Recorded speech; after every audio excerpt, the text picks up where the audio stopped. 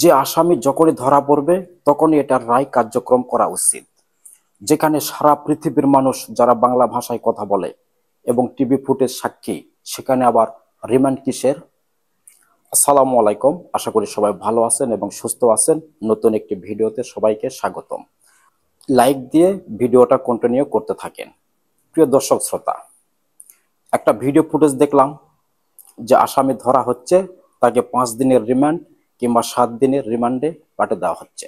এটা কেন?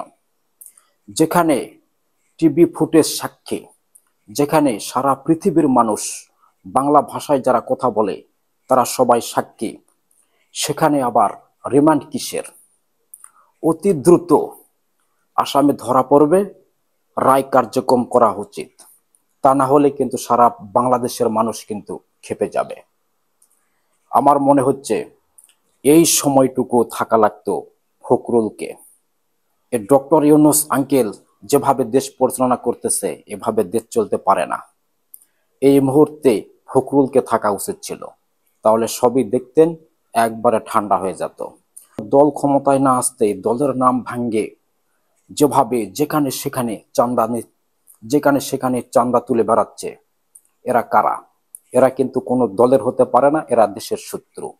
আর এই সোহাগ হত্যা কেন্দ্র করে যে কয়টা আসামি ধরা পড়বে, এদেরকে কোনো রিমান্ড হবে না, ডাইরেক্ট আইন পাশ করে তাদেরকে সোহাগের মতোই দুনিয়া থেকে চিরবিদায় করে দেওয়া উচিত।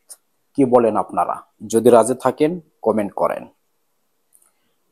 সাক্ষ্য প্রমাণ দিনে দুপুরে শত শত মানুষের সামনে, যেখানে টিভি ফুটেজে দেখা যাচ্ছে একজন মানুষকে, যেন জন্তু একজন মানুষকে কিছু সংখ্যক পশুরা পাথর নিক্ষেপ করে যে নির্মমভাবে হত্যা করলো, তাদেরকে আবার রিমান্ড কি জন্য নেওয়া হবে? তাদেরকে রিমান্ড নিয়ে কি বার করবে? এই রিমান্ড করতে করতেই কিন্তু সময় পার হয়ে যাবে, আর একটা ইস্যু চলে আসবে, আর এরা কিন্তু খালাস পাবে। এটা কখনোই করতে দেওয়া যাবে না। সবাই প্রতিবাদ গড়ে তুলুন, কোনো রিমান্ড চলবে না, সঙ্গে সঙ্গে রায় কার্যক্রম করে দুনিয়া থেকে সরে দাও, তাহলে সব পুরো একবারে ঠান্ডা হয়ে যাবে। আর যেখানে এই ঘটনাটি ঘটানো হয়েছে, তা সেখান থেকে 5-10 মিনিট দূরত্ব আনসার ক্যাম্প ছিল, তারাও কিন্তু এগিয়ে আসতে পারত, কিন্তু এগিয়ে আসে নাই। ছাত্ররা যে কাজ করেছে একদম উচিত কাজ করেছে।